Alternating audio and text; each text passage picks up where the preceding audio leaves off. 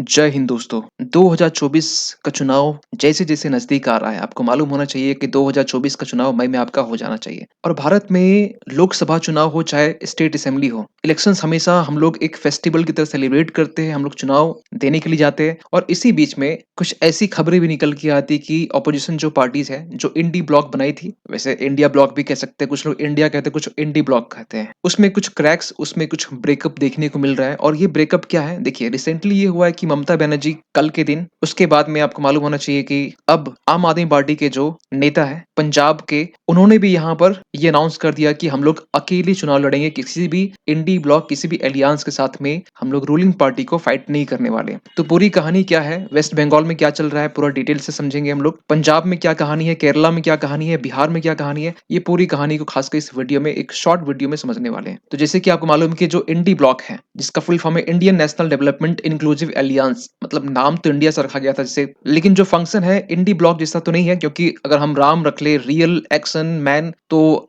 हम राम नहीं हो जाएंगे। तो उसी तरीके से यहाँ पर इंडी ब्लॉक, इंडिया ब्लॉक रखा गया था। लेकिन यहाँ पर कुछ क्रैक्स, कुछ ब्रेकअप देखे जा रहे हैं और एक नहीं, बहुत स्टेट में से देखे जा रहे हैं, जो हम सीरीज में बात करने वाले हैं। और ये बेसिकली इंडी ब्लॉक बनाया गया था जो रूलिंग गवर्नमेंट है बीजेपी को डिफीट करने के लिए। जो बेसिकली यहाँ पर ये कहा जा रहा था कि इंडी ब्लॉक अगर हम लोग स्प्लिटेड फॉर्मेट में, अगर हम लोग जितनी भी ऑपोजिशन पार्टीज है, अगर हम लोग अलग अलग फाइट करेंगे तो कहीं ना कहीं रूलिंग गवर्नमेंट को हम लोग फाइट नहीं कर सकते हैं। तो इसके लिए ये लोग सामने आए, इंडी ब्लॉक बनाए। लेकिन अभी कुछ दिनों से सीट शेयरिंग को लेकर पार्टियों, जो पार्टीज है उनके बीच में घमासान देखने को मिल रहा है और कहीं ना कहीं मन मुटाव भी देखने को मिल रहा है। और इसी बीच में यहाँ पर ममता बनर्जी और पंजाब के जो सीएम है, इवन कि बिहार के सीएम जो रिसेंटली कुछ अनाउंस तो नहीं किया, लेकिन मामला कुछ झुका झुका सा लग रहा है। तो पूरी कहानी क्या है, एक एक करके समझते हैं। देखिए ममता बनर्जी की हम बात करें तो रिसेंटली कल के टाइम में इन्होंने ये बात बोली कि जो अपोजिशन के एलियांस है उससे अपना सपोर्ट वापस लेते हैं, हमें कोई अपोजिशन के साथ में फाइट नहीं करनी है लोकसभा चुनाव 2024 का। और ये तब हुआ जब राहुल गांधी बेसिकली यात्रा में है।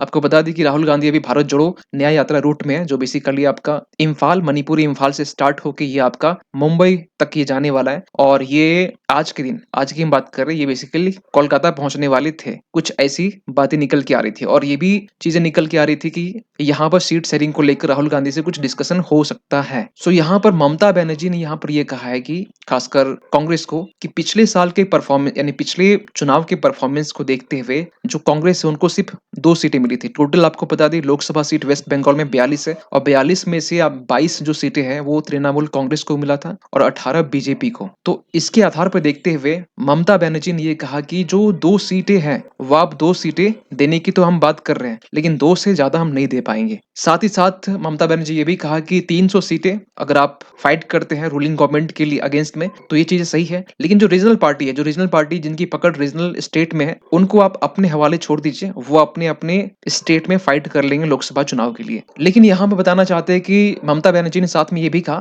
कि जो 2 सीटें आपको हम दे रहे हैं खासकर वेस्ट बंगाल से फाइट करने के लिए, इसके बदले हमें 3 सीटें चाहिए, 3 जगह सीटें चाहिए, आसाम, मेघालय, गोवा में सीटें चाहिए। ये बात रखने की बात चल रही है, ठीक है। क्योंकि इन्होंने ये भी कहा कि कांग्रेस के पास में वेस्ट बंगाल में लूज करने के लिए खोने का कुछ है नहीं और पाने का तो दूर दूर तक कोई चांस है नहीं। बेसिकली ये चीजें अधीर रंजन चौधरी है जो कांग्रेस के जो चीफ है उनकी तरफ से चीजें निकल के आती है। और इवन की इंटरनल जो पॉलिटिक्स की बात करें तो सीपीआईएम जो कि वेस्ट बंगाल में वहां पर जो पार्टी है, वो यहाँ पर ये कहती है कि टीएमसी जो पार्टी है, तृणमूल जो कांग्रेस पार्टी बंगाल में, उनके साथ हम टाई अप नहीं करेंगे। अब आईएनसी जो मिल के बना, यानी कि जो एनडी ब्लॉक मिल के बना, उसमें आपका सीपीआईएम भी है, यानी कि communist party of India, moist जो बोलते हैं, मार्क्सिस्ट, ये आपका है। तो इनका अंदर में कुछ और बवाल चल रहा है। लेकिन पंजाब की हम बात करें तो पंजाब के जो चीफ मिनिस्टर है, आम आदमी पार्टी के जो लीडर भगवंत मान है, उन्होंने वेंसडे यानी कल के दिन ही यही कहा कि 13 सीट जो पंजाब में है, बेसिकली लोकसभा चुनाव के लिए पंजाब में 13 सीटें हैं। और पिछले साल के परफॉर्मेंस को देखें तो उसमें कांग्रेस का जो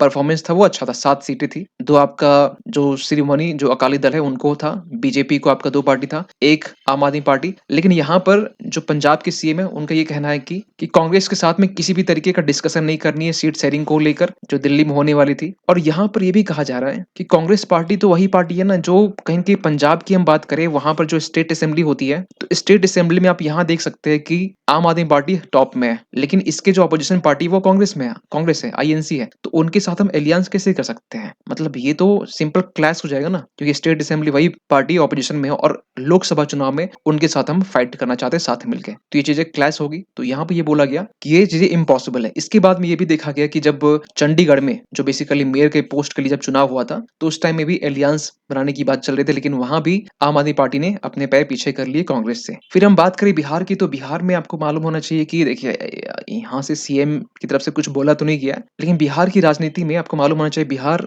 में पिछले चुनाव के परफॉर्मेंस हम देखें तो कांग्रेस ने सिर्फ 1 सीटें जीती थी। जेडीयू की हम बात करें तो उनके पास 16 सीटें थी, बीजेपी के पास 17 सीटें थी, इस तरह कुछ सीटें थी। तो यहाँ पर जेडीयू का कहना है कि 16 जो सीटें हमारी हैं, वो 16 सीटें अपने साइड तो हम फाइट करेंगे। लेकिन एक अंदर में एक बवाल ये उठ खड़ा हुआ है कि आरजेडी यानी कि जो लालू यादव की जो पार्टी है, इनका ये कहना है कि जितना सीट जेडीयू का है, यानी कि 16 सीटें नीतीश कुमार के पास में है, जो पिछले साल के परफॉर्मेंस को देखते हुए, उतना ही सीट मेरे पास होना चाहिए। उससे नीचे हुआ तो फिर अपना ही पैर पीछे कर सकते हैं। यानी कि यहाँ पर आरजेडी ने भी साफ-साफ कह दिया है कि 16 सीट से तो हम खड़े होंगे ही होंगे, क्योंकि अगर 16 सीट अगर यहाँ पे देखा जाए 16 है, तो टोटल बेसिकली बिहार में 40 सीटें हैं। एक आपका हो गया कांग्रेस का, तो 17 हो गया, 17 और 23 40 हो गया। तो 23 सीट में से 16 चाहिए आरजेडी को, यानी 16, 16, 32 ये लोग ले लिए। 32 में से उसका 8 जो बचा, तो 8 में कांग्रेस लड़ेगी। इनका ये कहना है, इंटरनल पार्टीज में जो घमासान मचा हुआ है, इवन की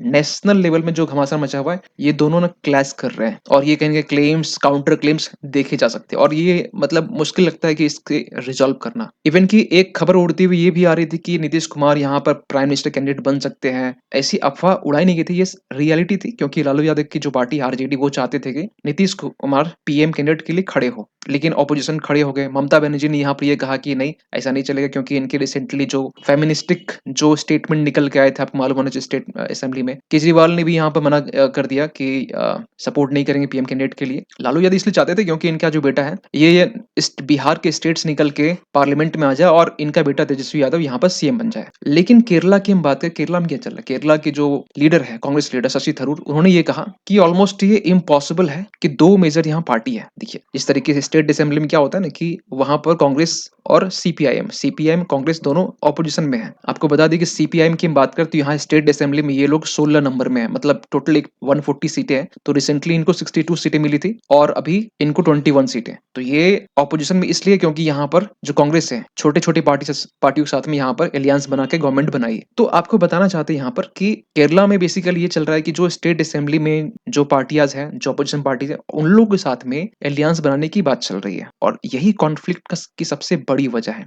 बिहार को अगर छोड़ दे तो, और यहाँ पे ये भी कहा जा रहा है कि सीपीआईएम और कांग्रेस यानी कम्युनिस्ट पार्टी ऑफ इंडिया है जो है कांग्रेस, ये कभी सीट शेयरिंग को लेकर आपस में एग्री हो ही नहीं सकते। इवन कि यहाँ पर ये भी कहा जा रहा है, देखिए हम लोग ये मानते हैं, आप भी ये मानते नहीं, मानते भी है, जानते भी है कि शशि थरूर जो है वो कांग्रेस लीडर बहुत पढ़े लिखे एजुकेटेड पर्सन है। इनका ये भी कहना है कि BJP is expected to emerge as the single largest party in the coming Lok Sabha polls. ये पहले ही बोल दिए, रियलिटी भी यही है। केरल की अगर हम बात करें, लोकसभा जो सीटें हैं वहां पर कुछ इस तरीके से है कि टोटल जो सीटें वहां पर 20 है, और 20 में से जो कांग्रेस है वो डोमिनेंट में है। कांग्रेस के पास में ऑलमोस्ट हम बात करें तो यूडीएफ वहां एक कोलिशन यानी कि यूनाइटेड डेमोक्रेटिक फ्रंट करके, जिसमें बेसिकली कांग्रेस भी है, और इनके पास में 20 में से 19 सीटें हैं। तो जहां पर कांग्रेस डोमिनेंट में है, तो कांग्रेस तो चाहेगी कि अपने तरीके से सीट का बंटवारा हो सके। सो फाइनली यहाँ कंक्लूजन क्या निकलता है? कंक्लूजन ये निकलता है कि जो एनडी ब्लॉक बना था, वो बना था बेसिकली ऑपोजिशन पार्टीज, एक स्ट्रॉन्ग ऑपोजिशन पार्टी खड़ा करने के लिए, ताकि जो रूलिंग गवर्नमेंट है बीजेपी जो पार्टी है उनको डिफीट करने के लिए। लेकिन अभी